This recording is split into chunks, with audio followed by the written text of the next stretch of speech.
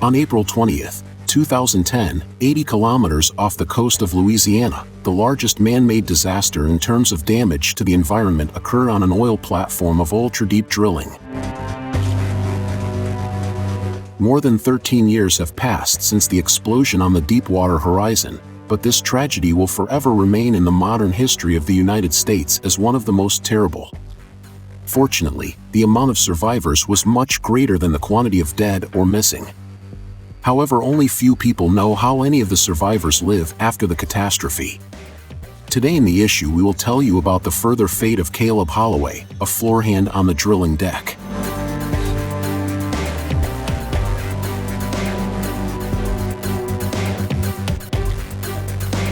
Let's start with why do oil rigs explode? It would seem that all tips and tricks of the petroleum business have been studied many years ago. For decades, man has invested a lot of intellectual and economic resources in that. In such a way, these gigantic drilling rigs and platforms are associated with some kind of power that cannot be spoiled, broken, or burned. For example, these giants, including the Pryor Truss drilling rig, which caught fire and partially collapsed on January 22, 2018 in Oklahoma, and the oil spill and fire on the Ceta 135 semi-submersible oil exploration drilling platform in the Gulf of Mexico are also among of them. How does it happen? Everything is simple. There is only one reason: the gas. Or rather, in technical terminology, the uncontrolled release of natural gas. In the modern rotary borehole drilling systems, drilling fluid, or mud, is forced down to the hole and then returned to the surface through a network of specialized screw drill pipes. The purpose of this action is to maintain pressure into the drill hole, or well, and to control the return of the fluid, which displaces gas from the formation. So this way, there is in drill pipe must be not a sharp release of the natural gas, there is must be a gradual. However, the sharp release of natural gas might be seen quite often on the boreholes. Wow! In the petroleum industry is usually called a kick, blowout, oil gusher, or wild well.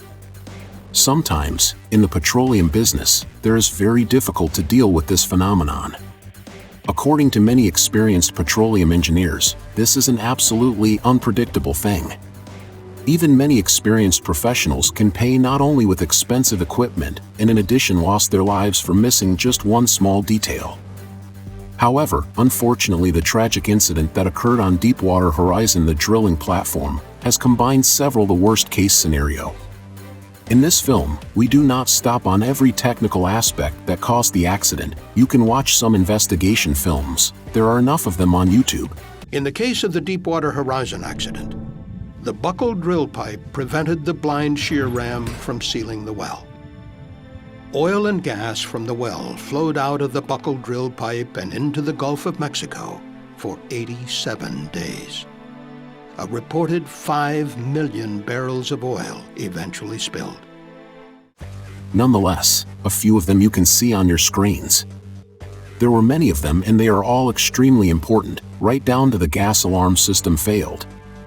Caleb Holloway was born in 1982 in Texas. He hadn't pictured himself working offshore drilling. But when he was about 22 years old, he attended a job fair with his cousin and was hired by a shallow water drilling company. He started out on a small jack-up rig for a couple of years. When the company was bought out, Holloway found himself in the Transocean office in Houston, filling out an application. 2 weeks later, he was on its training rig, receiving his first assignment: the Deepwater Horizon. When I got into the oil industry, oil and gas industry, I worked for a really small company at first and promoted pretty quickly, but it was easy because you just outwork the next guy and you kind of get like field promoted. Yeah.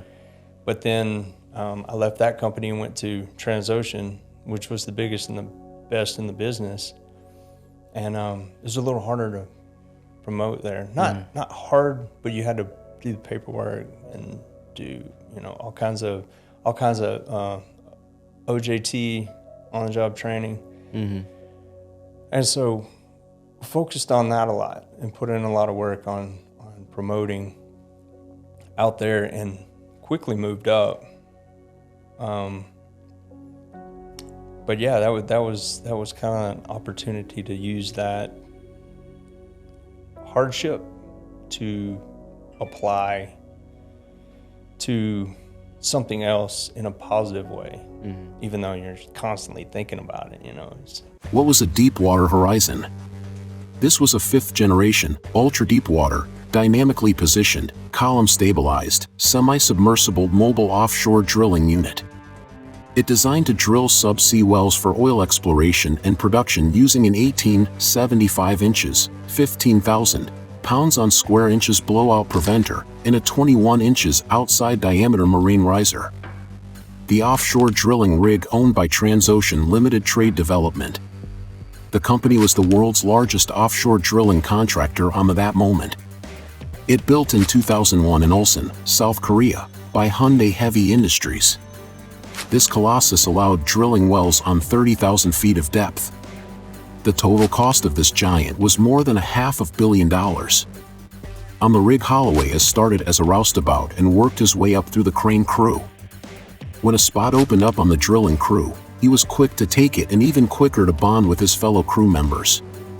He worked on the drilling rig like many others using FIFO working mode, which is translating like fly in, fly out. 21 days of the rest after 21 days of daily work. That night between April 19th to 20th should have been the last one for the entire team, an amount of 126 people on board, working on the rig. However, unfortunately, for some members of the crew, it has been the last one literally. He and his co-work partners were in a final testing phase where their rig drills and gets ready for another rig to bring up the oil. He worked with 4 other floor hands and was in charge of the radio. They were getting ready for the next crew when a few minutes before blowout they received a radio message from their boss, Dewey Revette, the rig's head driller. They need to go to the pump room to check the pop-off valve. Adam Weise, who Caleb affectionately called my Texas buddy, was the nicest guy and said he would do it. He went instead of Caleb to the driller shack and ended up losing his life. Thus saved Caleb's life. We did 21-day hitches, so like we would work for 21 days and then we did 21 days off. So this was our 21st day of our hitch. Really? And our 20th day, because we were scheduled to go home the next morning. So we had been out there for 20 days. My crew, not my crew, our drilling crew. It was our last night to work, and then we would catch a helicopter at 9 o'clock to go home the next morning. And we were wrapping up the well, so everybody was excited. You know, we were gonna be done with that well. It was nicknamed the Well from Hell. Just nothing out of the ordinary problems, but it just seemed like it was a nagging well. Like something was gonna go wrong, it did go wrong. But like I think we were doing the pressure test, which would be like 2 or 3 hours from being okay. The pressures are good. We're gonna plug this hole, and like. Next thing I know, like at 9:30, we get off at 11 o'clock that night. 9:30 that night, I'm sitting in the AD shack with my buddy Adam. Get a call from my driller Dewey. He said, "Hey, I need one of y'all to go to." Actually, he told me, he's like, "I need you," because I had the radio. I was the lead. I had promoted up to off the rig floor. I mean, off the main deck. As a roustabout, went from level 1 roustabout to like level 4 roustabout, and lead hand on the deck to rig floor working on subsea stuff because I wanted to be a subsea engineer. So I was like lead floor hand at the time, working on getting my subsea license. Had all my on-job training done for that, and yeah, Dewey called on the radio and he said, "Hey, I need one of y'all to go help Roy down in the pump room."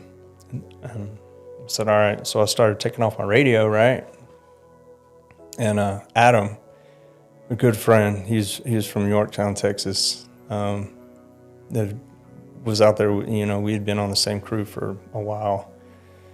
he said, hey, you've been working your ass off today. I got that.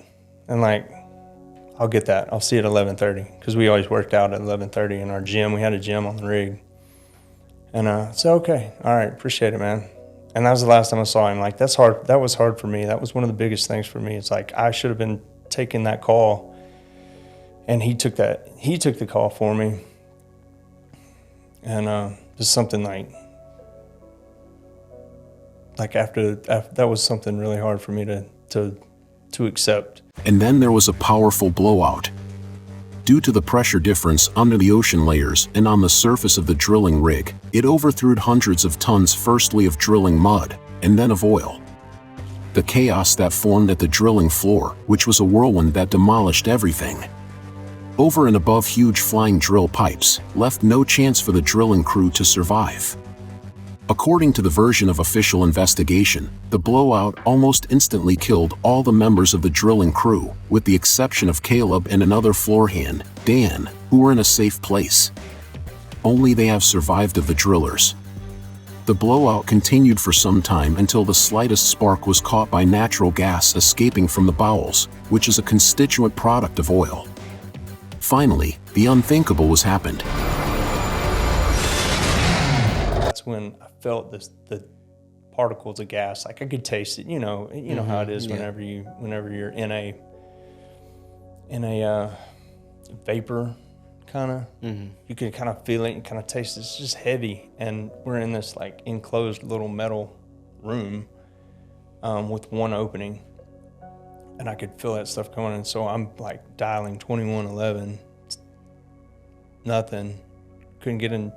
Nobody's picking up. Of course, they're probably busy in there, but I feel that I'm like, damn, I gotta get to the evacuation deck. There's nobody else on the rig floor. We gotta get to the evacuation deck and then try to find some guys, because this gas is banking down now, and it's a matter of a spark that's gonna ignite. And we're in this little enclosed metal room. We're good as dead, like if this goes. So like right when we get out the door and start heading down the steps, I can hear the engines revving. I'm thinking, oh man, what is that? Like, the lights are starting to get really bright. The engines are revving real high, and the lights are getting bright, and then boom, lights went out. It's like, man, all the lights blew. After the explosion, the nightmare had just begun. According to Caleb, there were violent views everywhere. Against the background of the incredible heat from the burning well, the dilapidated mechanisms of the semi-submersible platform, it was necessary to look for a way out. He doesn't exactly remember how he got on the evacuation deck and then found himself on one of life rafts, but he does remember every Sunday the crew practiced evacuation skills regularly. Possibly if without that, the death toll could have been much more than 11 persons. After surviving, Caleb remained unemployed for 1 year, periodically experiencing the effects of post-traumatic stress disorder. It is known for certain that a prayer "How Great Thou Art" was written under Caleb's hard hat, which may have helped him miraculously escape.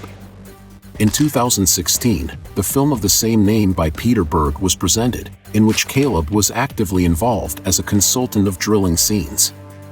After the disaster, Caleb returned to his hometown, where now a 41 years old retired floor hand has 2 young sons, a loving wife, and a new job. He works as a firefighter in Nacogdoches, Texas. More than 13 years have passed since the disaster. The perpetrators received their punishments. Some of them have already died. Perhaps the most paradoxical moment in this whole story, as the investigation showed, is that Bob Kaluza, one of the main culprits of this tragedy, replaced the main supervisor for only a few days.